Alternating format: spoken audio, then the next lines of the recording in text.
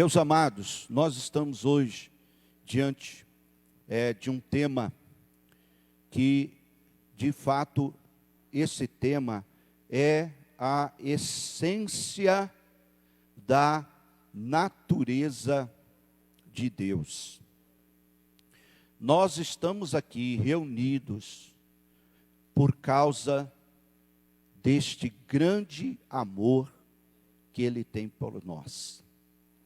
A Bíblia, se fôssemos dar outro nome para esse livro, que é uma coletânea de livros, todos inspirados pelo Espírito Santo, pelo Espírito de Deus, nós poderíamos colocar, em vez de Bíblia Sagrada, poderíamos colocar o livro do amor de Deus. Sabe por quê?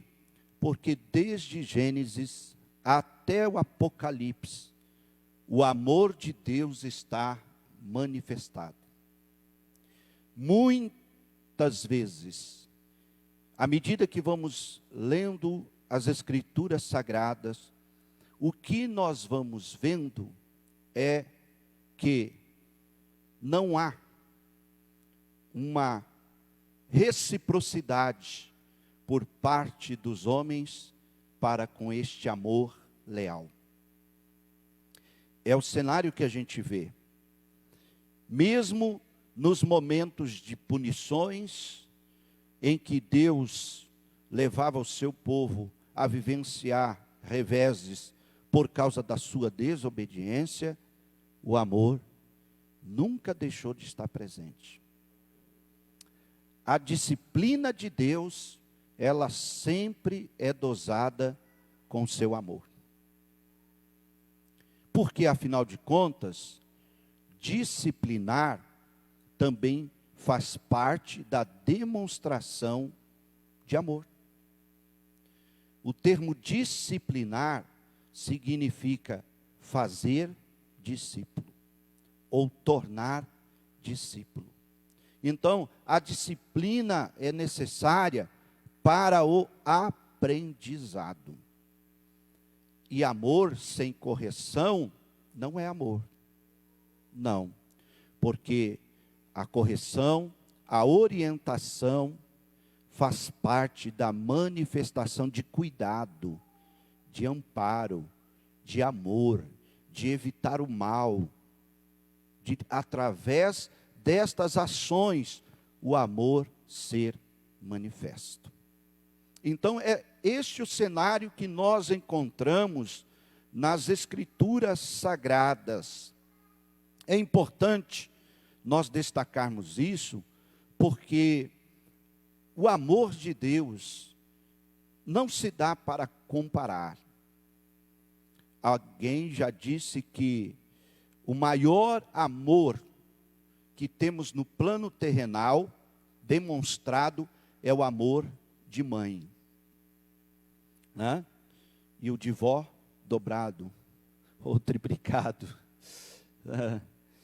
Mas esse é a demonstração mais forte que se tem de amor. Tanto no reino animal, a gente vê isso também. De tal modo que, se nós pudéssemos aqui tentar calcular a medida do amor de Deus, a gente teria que fazer a seguinte matemática: pegar esse amor de mãe, que é o maior amor demonstrado no plano terrenal, aí a gente multiplica, sabe por quê? Para o quê? Por quê? Com o quê, aliás? A gente multiplica com o infinito. Essa é a demonstração do amor de Deus. Quem pode levantar a mão e glorificar? Outros comparam o amor de Deus como o oceano. O oceano você só vê o início, mas não vê o fim. Quem já teve a oportunidade de fazer uma viagem que tem que se atravessar um oceano, seja o Oceano Atlântico, o Oceano Índico, enfim, vai ver que chega um momento em que você só vê as águas e mais nada. O avião está ali no seu voo, seguindo a sua rota, e você olha para baixo, você continua vendo só águas. Veja, a medida do amor de Deus é incalculável. Amém? Como é bom a gente falar deste amor extraordinário. Então vamos aqui, olha, o amor é a essência da natureza de Deus. O amor de Deus, fazendo parte da sua essência, não está acima dos seus outros atributos. O Senhor não é mais amoroso, bondoso do que é justo. O amor de Deus, sendo a sua essência, não tem forma, não se mede, não se pesa, não se qualifica. Deus amou o mundo, veja a expressão lá de João 3,16, de tal maneira. Ou seja, essa palavra, ela pode nos dar aqui o entendimento que não dá para se calcular. Não dá para pesar, não dá para medir, não dá para ter forma. O amor de Deus é conhecido no idioma grego por amor ágape. A palavra amor no português significa sentimento de afeto profundo. A palavra amor no grego é muito mais detalhado.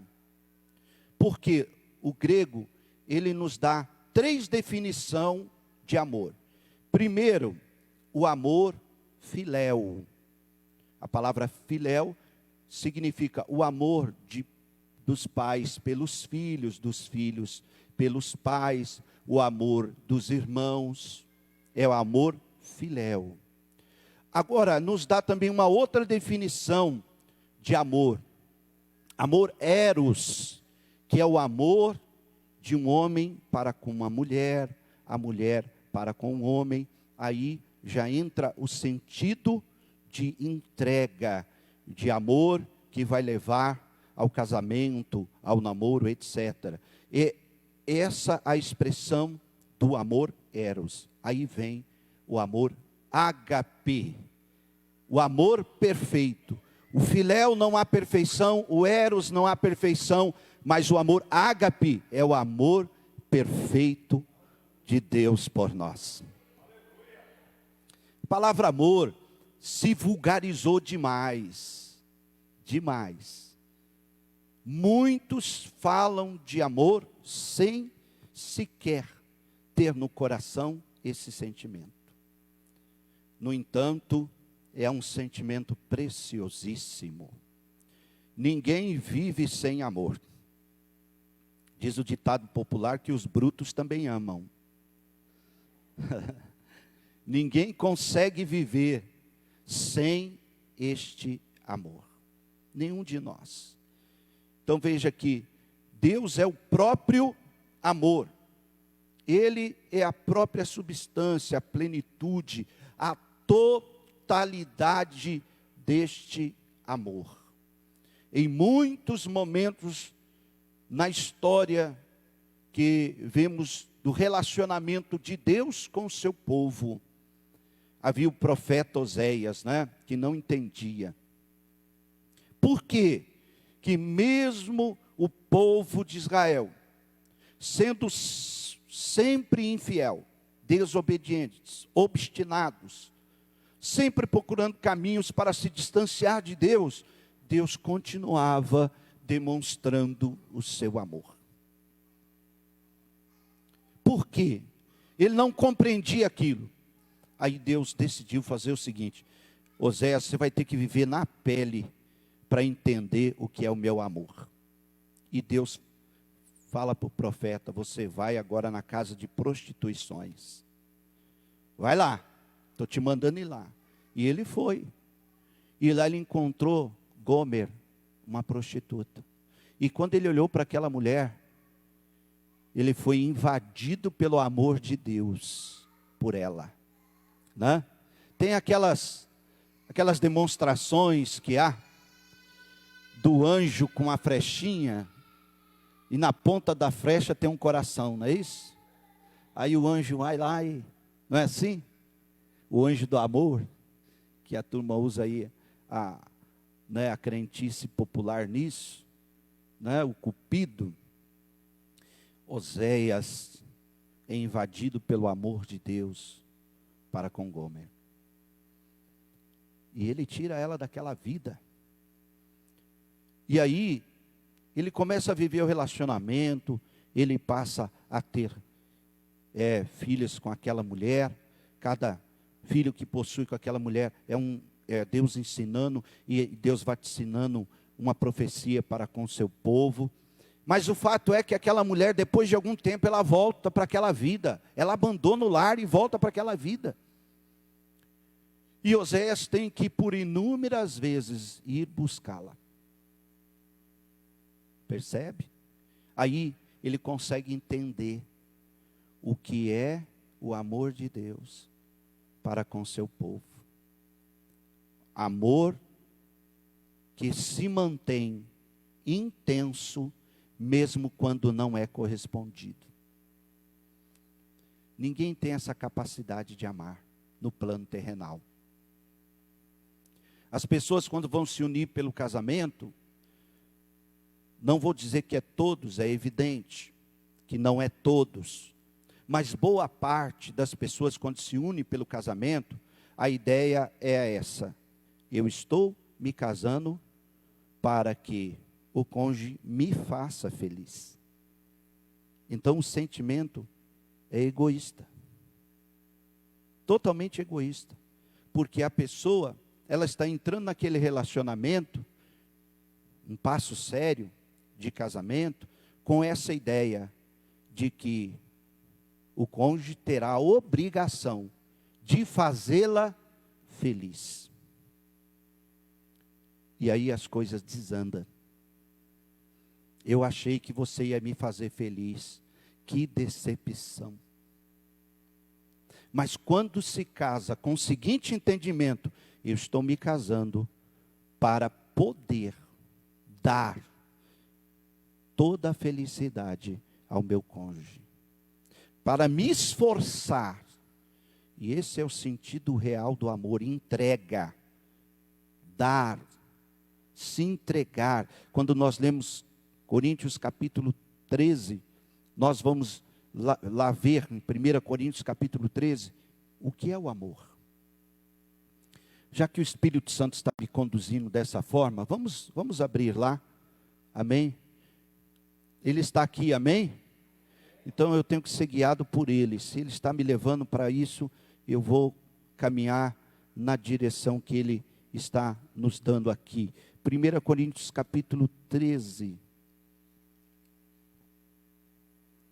Olha que extraordinário, onde o apóstolo Paulo vai falar sobre a suprema excelência do amor, ou da caridade. Veja, encontraram aí? Ainda que eu falasse a língua dos homens e dos anjos, e não tivesse amor, seria como metal que soa, ou como sino que tine.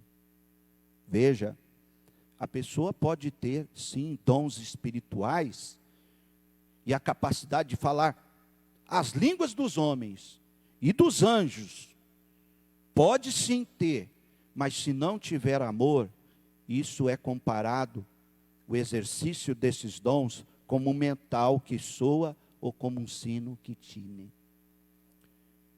Sem valor. Ainda que eu tivesse o dom de profecia, olha, e conhecesse todos os mistérios de toda a ciência, e ainda que eu tivesse toda a fé, de maneira tal que transportasse os montes, se não tiver amor, nada seria. Ainda que eu distribuísse toda a minha fortuna para o sustento dos pobres, e ainda que eu entregasse o meu corpo para ser queimado, isso aqui é muito profundo. Se não tiver amor, nada disso me aproveitaria. Estão conseguindo entender? Agora veja aqui as qualidades do amor. O amor é sofredor. Interessante que Paulo coloca essa característica do amor em primeiro plano aqui. O amor é sofredor. Quando ele olha Deus nos amando, ele está querendo dizer o seguinte: como Deus sofre por causa da humanidade. Deus ama tanto a humanidade, mas tanto, e eles não entendem isso, como Deus sofre por amar. O amor é sofredor. Está conseguindo entender que no relacionamento conjugal, o amor tem que ter essa marca, sofredor. Por quê? Porque veja aqui, olha, vamos continuar a leitura. O amor é benigno. O amor não é invejoso. O amor não se trata com leviandade. O amor não se ensoberbece. O amor não se porta com indecência. Olha aqui, não busca os seus interesses. Percebe? Estão percebendo que a gente precisa aprender a amar? Está percebendo que a gente não conhece o que de fato representa o amor?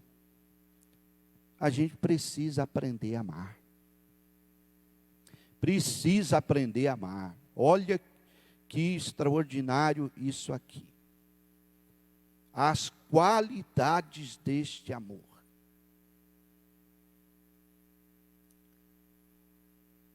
E continua a lista. O amor não se irrita. O amor não suspeita mal. Quando alguém quer demonstrar em atitudes, em obras o amor, alguém fica pensando, tem alguma coisa por trás disso. Você está querendo alguma coisa, o que você quer? A gente nem consegue receber uma demonstração de amor, queridos. A gente tem até dificuldade nisso. Não, eu estou fazendo por amor, eu estou fazendo por gratidão. Alguma coisa tem por detrás disso.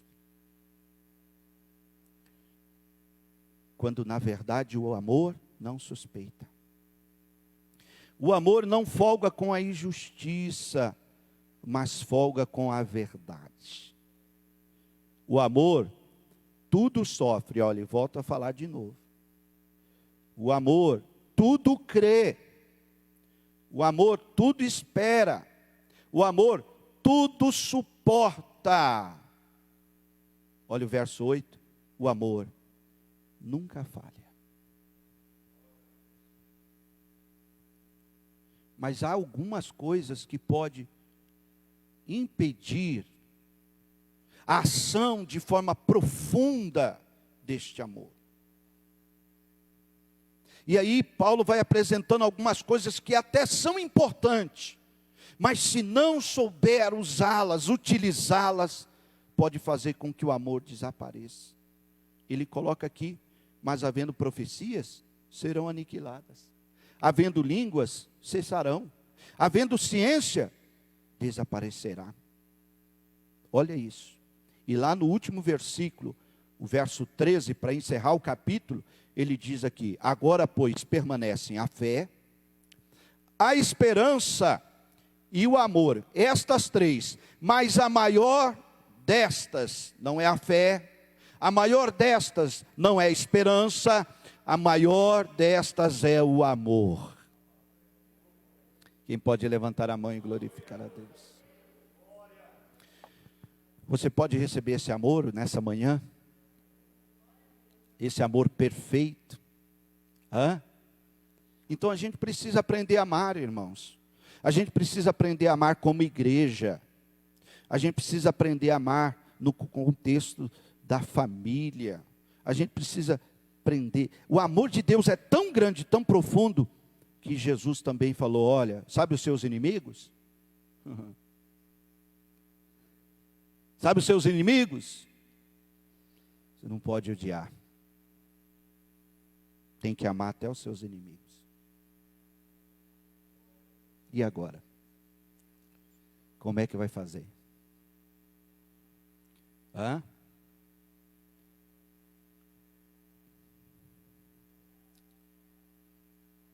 Temos que aprender a amar. Que nessa manhã o Espírito Santo possa nos moldar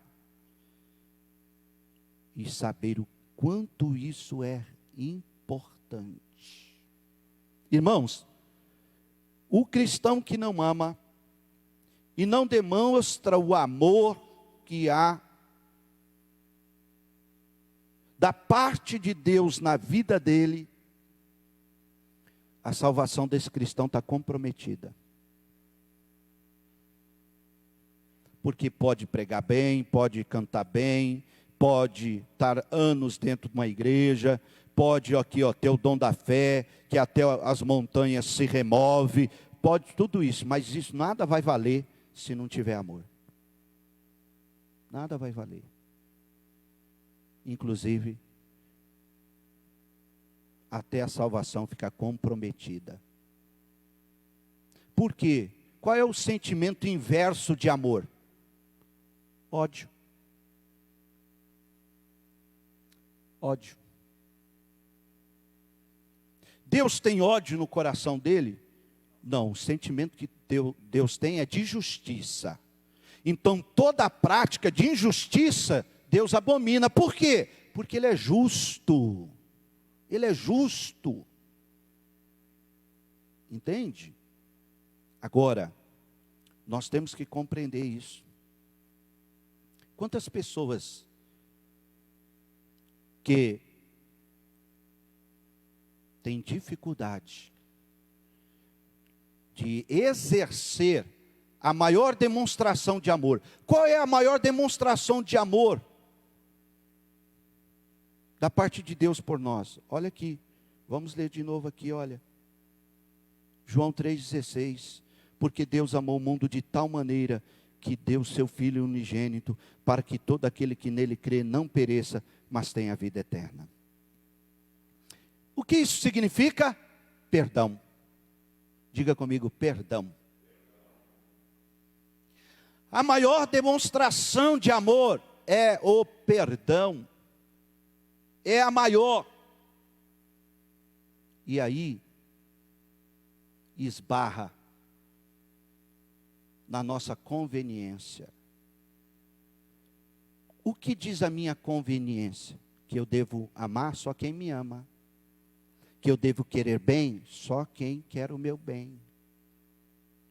Que eu devo perdoar só quem vem e pede perdão para mim. Mas a Bíblia está dizendo que o amor não é assim. Não. É por isso que Jesus, na oração modelo, e quando os discípulos pedem, Senhor, ensina-nos a orar, aí Jesus vai ensinar aos seus discípulos. E aí, essa oração, a gente chega no momento em que ele conhece o coração do homem, conhece a dureza do coração do homem. Aí chega o momento da oração, que vai falar sobre aquilo que é essencial para nós, desfrutar do perdão de Deus. Todos os dias a gente acorda e vamos ter um dia pela frente, onde a manifestação do perdão de Deus será constante sobre nós. Deus nos perdoa todos os dias, perdoa os nossos pecados em pensamentos, palavras e obras. Deus perdoa todo dia. Por quê? Porque está aqui a maior manifestação do amor. O sangue de Jesus Cristo nos purifica de todo pecado. E aí, a gente quer ser egoísta. E Deus, conhecendo nosso coração, ele coloca uma condição para a gente usufruir de toda a plenitude do perdão de Deus. Qual é a condição? A oração do Pai Nosso: perdoa as nossas dívidas ou as nossas ofensas, assim, aí, percebeu o que você orou? Que você só vai usufruir da plenitude do perdão de Deus à medida com que você perdoa? Está entendendo? Se você não perdoar, que o perdão é demonstração de amor. Se você não perdoa, o perdão de Deus no mundo espiritual fica bloqueado para você. E aí, as bênçãos de Deus ficam retidas. Não que os céus está fechado, não está, os céus continuam abertos. Não que os céus está de bronze, nunca foi.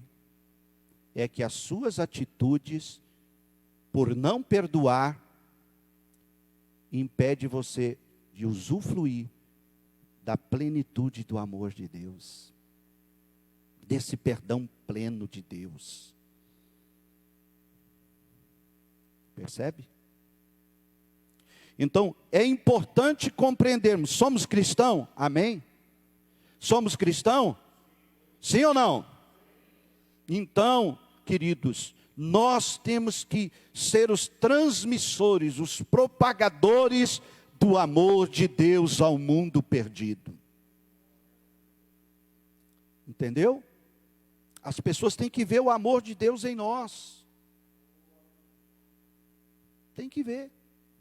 Nós precisamos entender que esse amor profundo do eterno por nós, que levou a entregar Jesus, o seu unigênito filho. Unigênito filho. Uma demonstração maior de amor que essa não há. Jesus, falando sobre isso, disse: olha,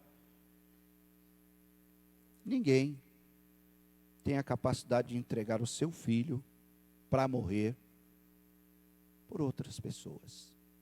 Você entregaria o seu filho para morrer por alguém que você não conhece? Jamais. Deus teve essa coragem para demonstrar o quanto Ele nos ama. É extraordinário isso. Extraordinário. E você tem que compreender que você deve servir a Ele por gratidão, porque a salvação é de graça, é o dom gratuito de Deus. Não é pelos nossos méritos que nós somos salvos, é pelos méritos de Jesus Cristo. Ele nos amou primeiro. Este amor intenso, maravilhoso. Então, à medida que hoje eu posso falar como um pastor, sem sombra de dúvida, na pequena experiência pastoral da minha vida, a maior dificuldade dos cristãos é saber amar. A maior dificuldade. Por quê? Porque quando precisa perdoar, porque perdão é demonstração de amor, se enche de razão. Começa a lamber a ferida. Começa a deixar que a raiz de amargura domine o coração. E os demônios atuam fortemente para impedir as pessoas de saber o quão maravilhoso é demonstrar o amor através do perdão.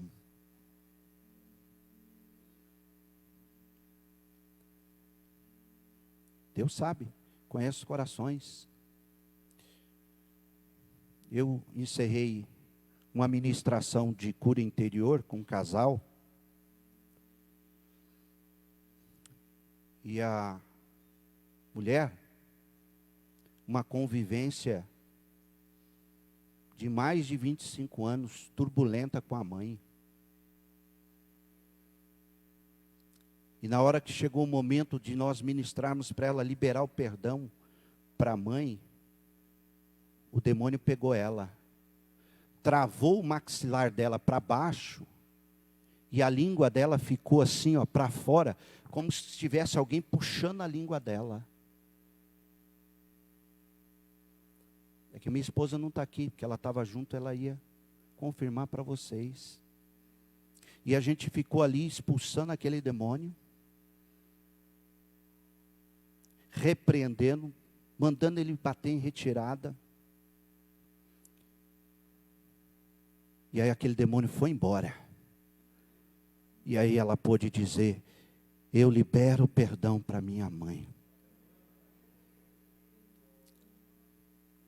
Sabe, em poucos meses, ela já disse: a minha convivência com a minha mãe mudou da água para o vinho. A mãe está maravilhada com aquilo que Deus fez na vida da filha. O relacionamento restaurado. Que coisa maravilhosa. Percebe? Que há uma ação no mundo espiritual da maldade que atua para impedir as pessoas de liberar perdão. Porque isso é demonstração de amor. Atendi aqui, domingo passado, um homem, com seus 65 anos de idade, com mais de 40 anos de casado, que vive com a esposa dentro da mesma casa, dormindo num quarto, dormindo no outro, ela no outro, e não se falam, não se conversam. O homem já teve câncer, e agora está numa depressão profunda, que não consegue comer mais, não come nada. Sabe que a pessoa não come nada? Você já parou para pensar isso? Que vê o cheiro da comida e o estômago já embrulha? O que é isso? Ressentimento, mágoa, raiz de amargura, ódio. Com o filho dele, disse aqui: eu já fiz mais de 30 exames. Mais de 30 exames. E não dá nada. E eu sinto dores pelo corpo. Eu não tenho vontade de comer.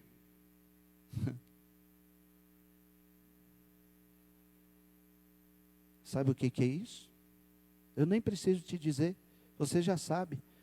Falta de perdoar. Falta de liberar perdão.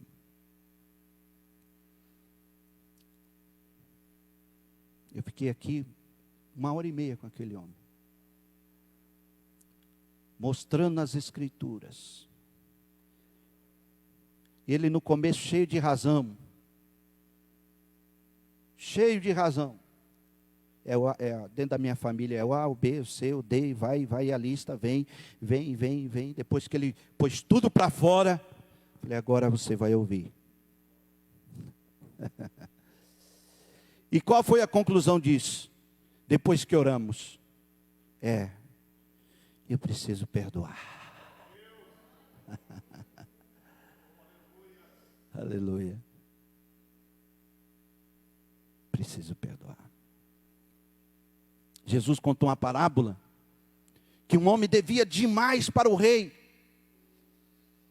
Aquele homem devia uma soma incalculável.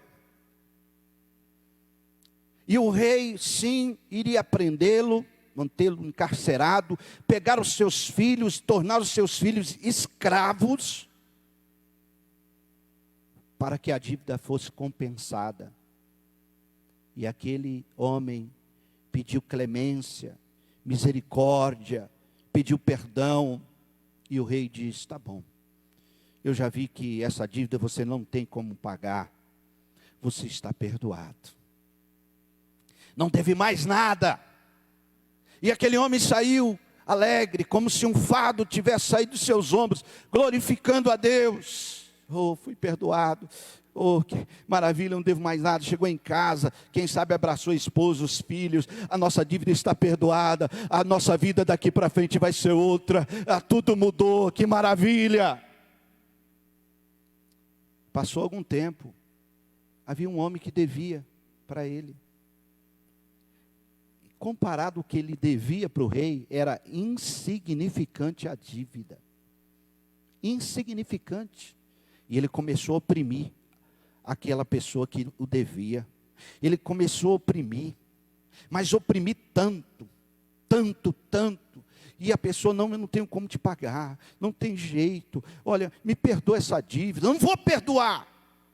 Você vai ter que pagar. E aquela situação tão triste.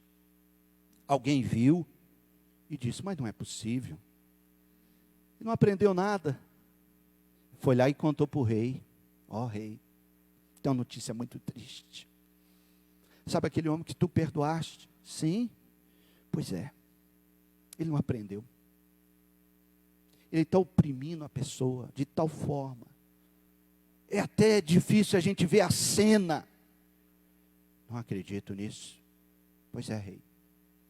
Ele não quer perdoar. Você perdoou, mas ele não quer perdoar. Traga ele aqui. Aquele homem foi na presença do rei. E o rei disse, que decepção. Você não entendeu o que é perdão? Você não entendeu a graça, a demonstração do que é perdoar? Sabe o que está destinado para você? As trevas. Condenação. Quem não perdoa, está debaixo de condenação. Sim, aquele homem foi condenado pelo rei. Percebe? Que coisa extraordinária é a demonstração do amor de Deus por nós. Enquanto nós vivermos nesse plano terrenal, a gente vai viver debaixo da natureza do pecado.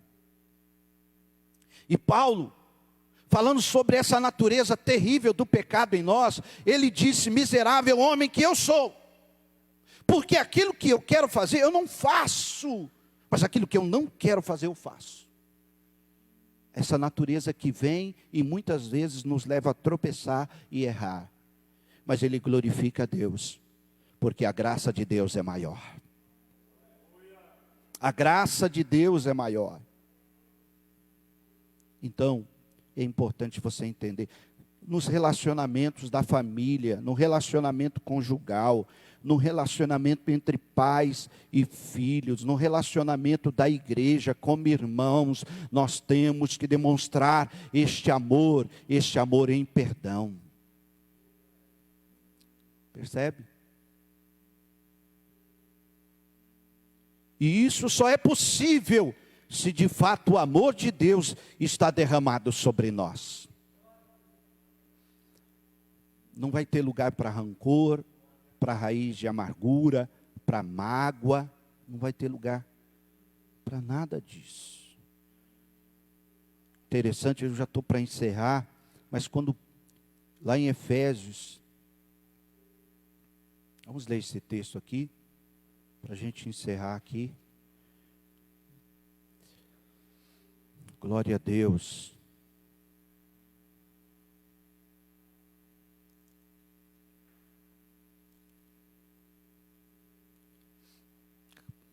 Capítulo 5. Efésios capítulo 5, quando ele vai falar sobre o aspecto da igreja, do aspecto da família, os deveres. E depois ele segue falando no capítulo 6 também, até o verso 9. Vamos ler aqui, olha, o capítulo 5, versículo 22 a seguir. Acompanhe na sua Bíblia aí, achou? E depois até o verso 9 do capítulo 6. Vós, mulheres, sujeitai-vos a vossos maridos como ao Senhor. A palavra sujeitar implica demonstração de amor em poder servir, em poder estar ao lado do marido, em poder ser adjuntora, em poder ser a rainha do lar. É isso que está aqui dentro dessa palavra sujeitar. Porque o marido é o cabeça da mulher, como também Cristo é o cabeça da igreja. Olha isso, essa comparação. Sendo ele próprio salvador do corpo.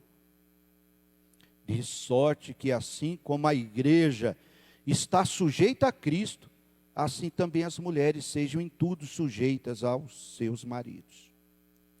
Vós, maridos, amai vossas mulheres, como também Cristo amou a igreja, e a si mesmo se entregou por ela. Olha aqui, a medida do amor do esposo. A medida do amor da esposa é servir prazerosamente, com alegria, como companheira, adjuntora, amiga, como aquela que está ali, como a rainha do lar, sempre pronta a estar servindo. Agora o homem é uma demonstração de amor, como Cristo amou a igreja. Essa medida de amor de Cristo pela igreja é uma medida sacrificial. Por quê? Porque Jesus se entregou na cruz do Calvário em favor da igreja. Então olha aqui, veja, como também Cristo amou a igreja e a si mesmo se entregou por ela, para santificar, para purificar com a lavagem de água pela palavra, para apresentar a si mesmo igreja gloriosa, sem mácula, nem ruga, nem coisa semelhante, mas santa e irrepreensível. Assim devem os maridos amar as suas próprias mulheres, como a seus próprios corpos. Quem ama a sua mulher, ama a si mesmo. E aí, como é que vai ser? Percebe?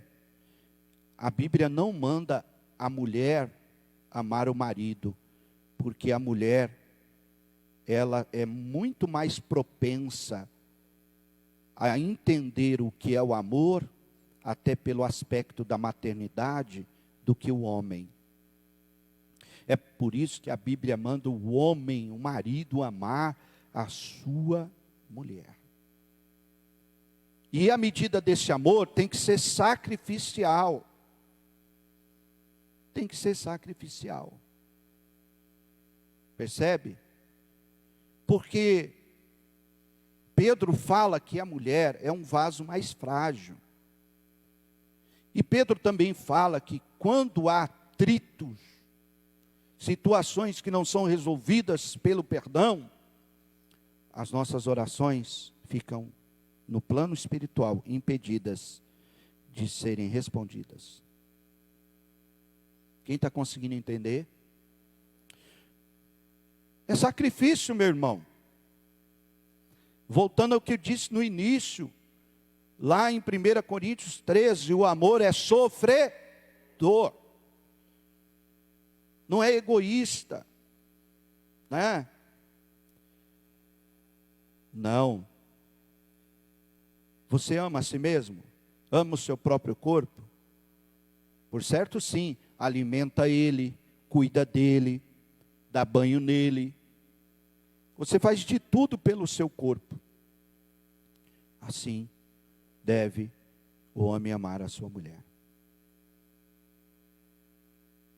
Diz assim, olha aqui ainda, porque ninguém aborreceu a sua própria carne, antes alimenta e sustenta, como também o Senhor a igreja, porque somos membros do seu corpo.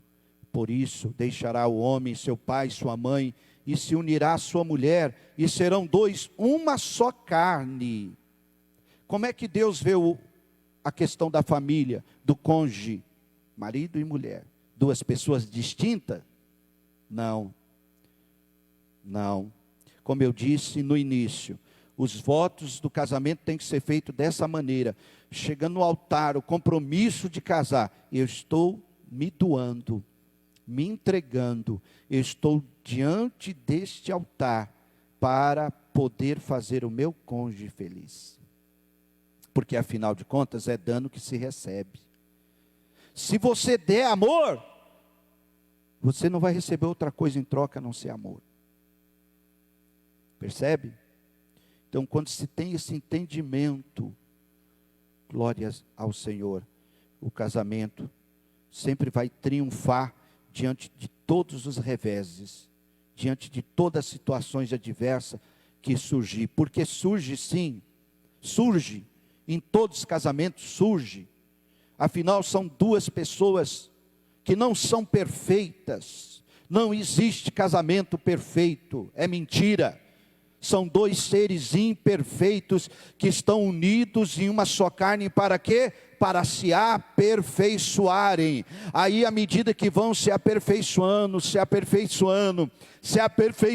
aleluia. Os defeitos vão sumindo, as qualidades vão se sobressaindo e o amor vai sendo acrescentado. Percebe?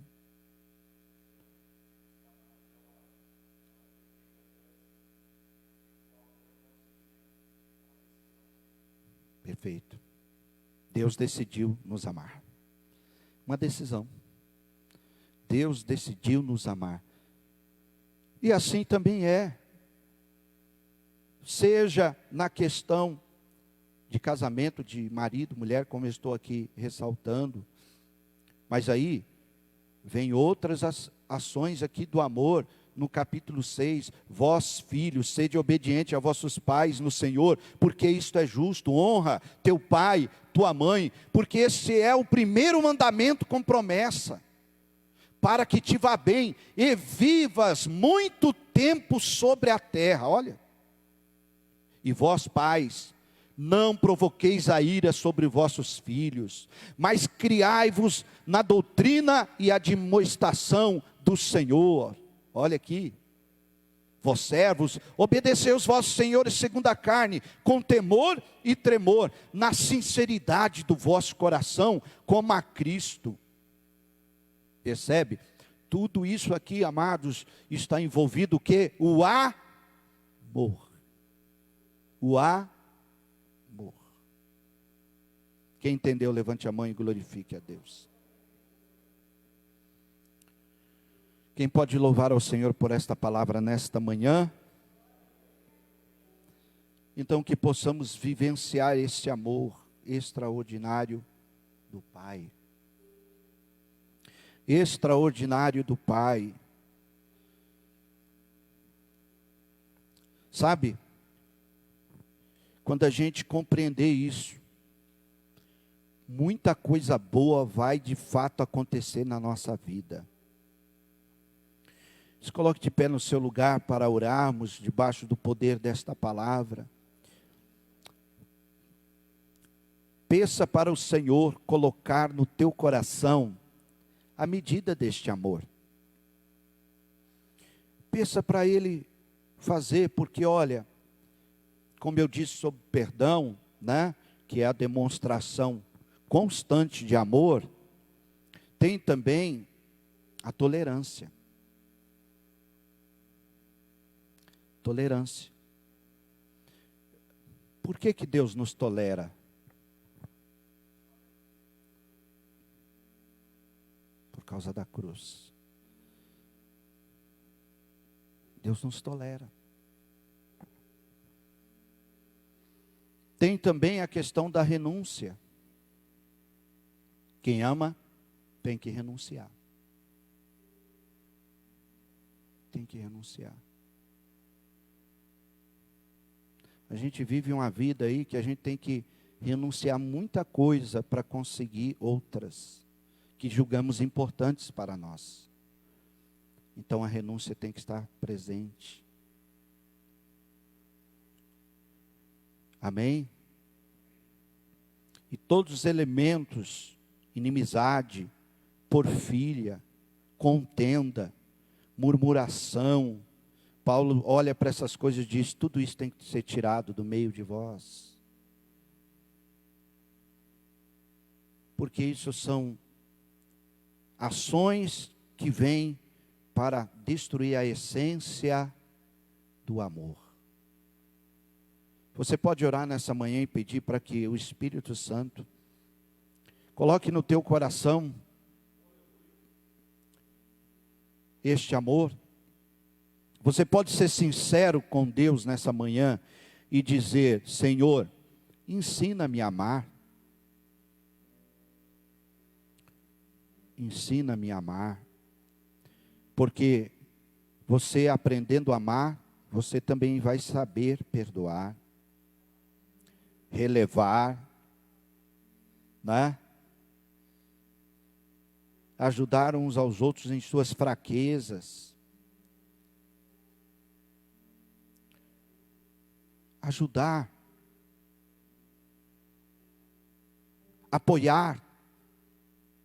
Socorrer. Sem nada esperar em troca. Sem nada esperar em troca.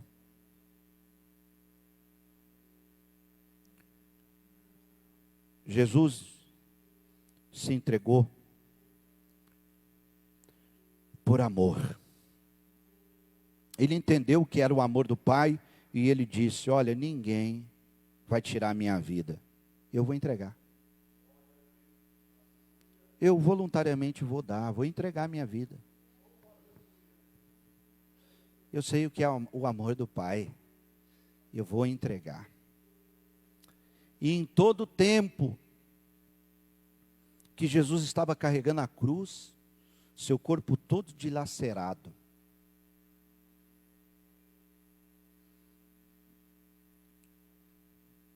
cheio de vergonhas,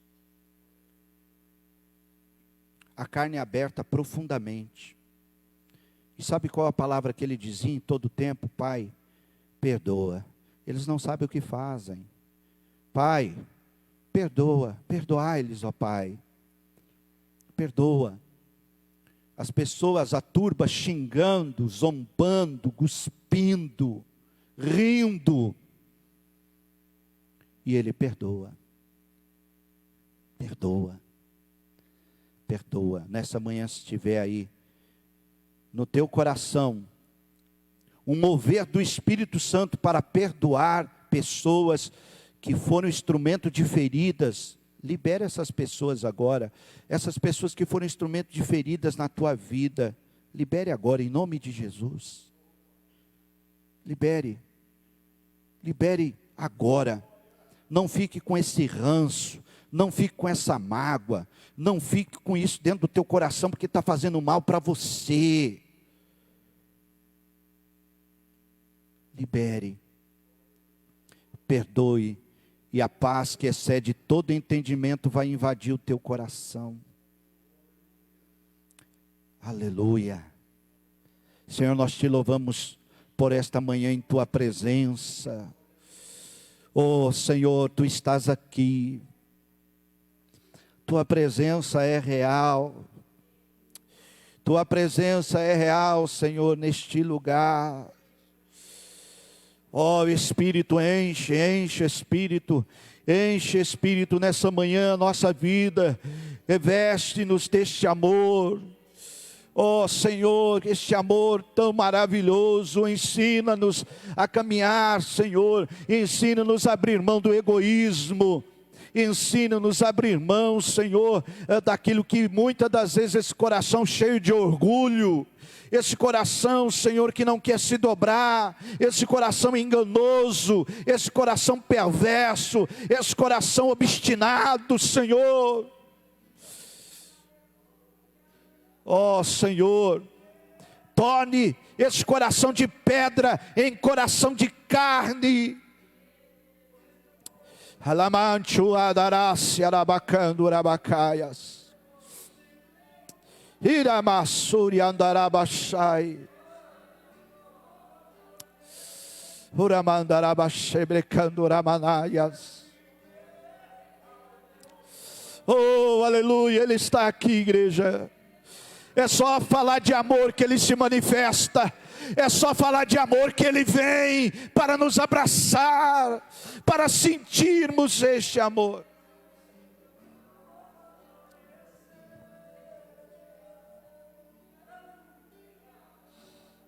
Aleluia.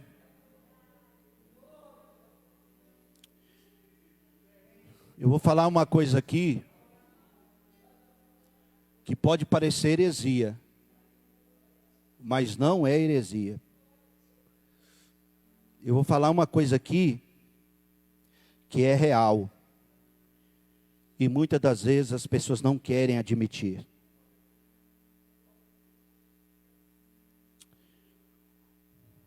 Por vezes, nós se revoltamos contra Deus. As razões e os motivos são diversos. Mas os mais pesarosos são quando Deus tira de nós quem amamos.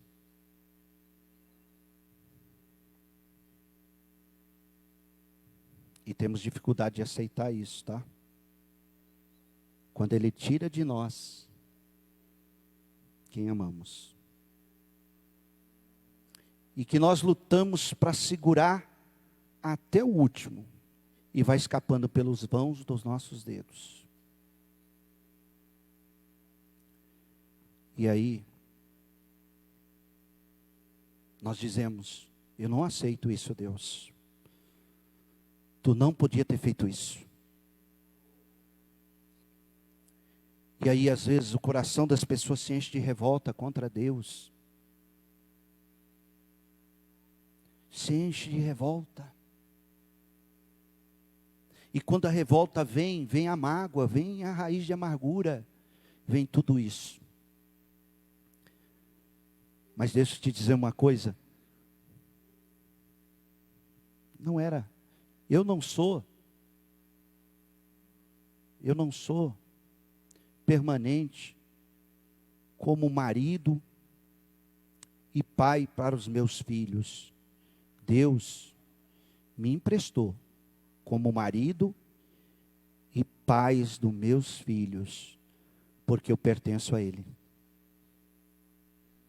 Assim como você, assim como nós, assim como os nossos filhos, assim como os nossos parentes, assim como os nossos irmãos, nós estamos vivendo um período de arrebatamento individual, onde Deus está levando para Ele, chamando para Ele, pessoas maravilhosas, extraordinárias, pessoas tão boas, que a gente não consegue entender, mas Ele entende, porque Ele ama tanto e diz, eu te emprestei, mas no final das contas, sempre foi meu, fui eu que gerei, fui eu que trouxe a existência, fui eu que cumpri os meus planos e os meus propósitos. Aleluia.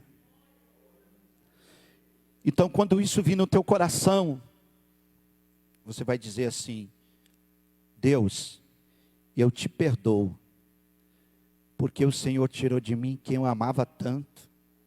Eu te perdoo por isso. E eu consigo entender, porque eu estou te perdoando, que o teu plano perfeito foi cumprido. E que tem mais, é só um até breve. Por quê? Porque logo, logo estaremos todos juntos na glória.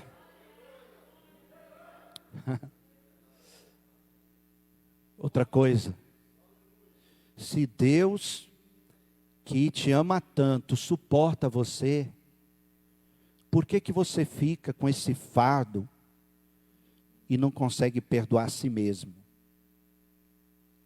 Sabe, tem pessoas que são assim, elas querem ser tão perfeitas que quando acontece um erro, aquilo vira um fardo.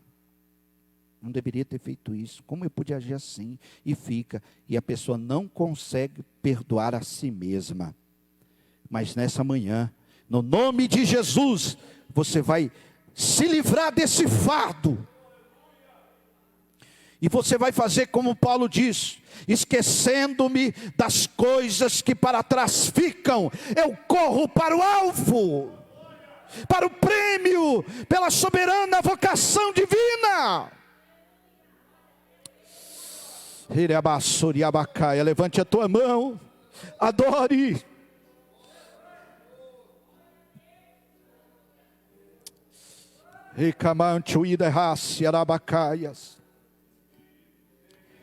Espírito vem, Espírito Santo. Espírito vem, Espírito vem, Espírito Santo. Eu quero viver algo novo. Quem deseja nessa manhã, faz meu coração arder de novo.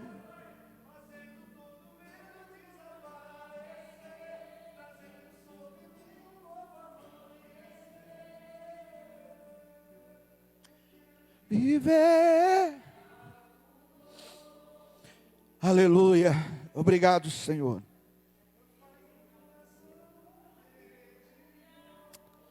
Aleluia. Glória ao teu nome, Senhor.